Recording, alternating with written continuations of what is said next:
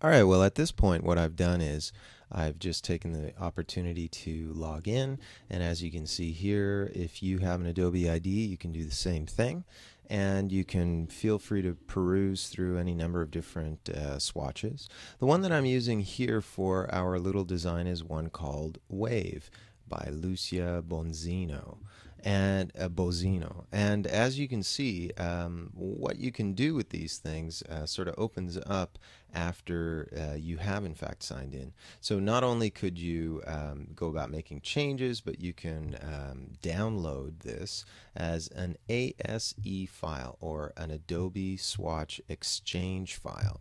Now I've taken the liberty of assuming that perhaps you don't have an Adobe ID, so the source files that come with these videos also include the ASE file, the Adobe Swatch Exchange file that I've downloaded for this one. Before we go about opening that, just let me also mention a couple of other things when we're inside here. If you'll notice that when you have a base color set or any color set, for example, what does that mean? It means you can move things around. It also means I could say, hey, look, based on that base color, give me series of analogous colors. And as you can see here, there are a lot of things you can do. What about monochromatic? Monochromatic means the same color, but just with a little bit more black or a little bit more white placed inside of it. Triadic is actually kind of interesting because what it does is it allows you to, here's your base color or whatever color you want. And as you can see, if this is in fact my base color, what I can do then is to say, well, here, look, I want this to be my base color. So you see how it's sort of circled. Triadic means on this color wheel that we have here, give me ones that are split in a triad. So for example, just to make it easier for you to see, if I wanted this to be my base color, I could do so, and look, you could use this slider to brighten up your base color being the one that's selected. I could brighten it up, and I could say, hey, give me a triadic option here. So as you can see, these are your triad options, and look, you could also change some of the other colors that are here as well. And what about complementary? Complementaries are directly opposite each other. That's why we oftentimes see reds and greens at Christmas time. They're high levels of contrast when you're working with complementary, a direct complementary.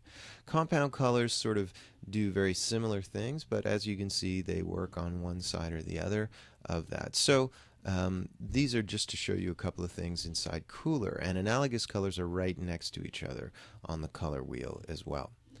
But if you have some trouble picking out your own colors and moving things around, and you want to make some changes as you do so, you can try out different variations just by experimenting here. Or, as I mentioned, you can choose a theme from Cooler directly. Or there's another option. You can actually upload your own image at Cooler, which is extremely cool.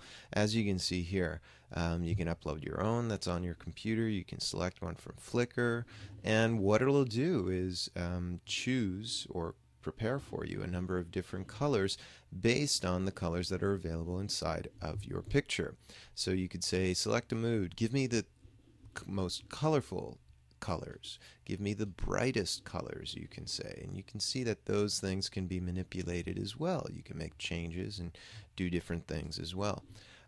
You can say, give me the muted colors, give me deep colors, and give me dark colors. All of these things allow you to choose and pick, and they can be done quite easily. Once you're logged in, you can even save those, and you can make those colors palettes that you've created down here either public or private, only for yourself. And if you do make them public or private, irregardless, you can give them a title, and you can add some tags that are easily and readily searchable.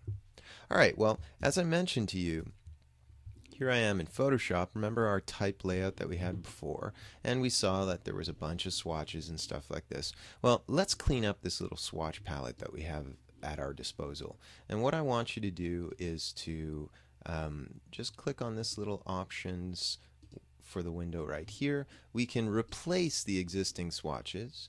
Do you want to save the current swatches. No, don't save that. And wherever you have the source files for this particular project available, you'll notice that right here there's something called Wave ASE.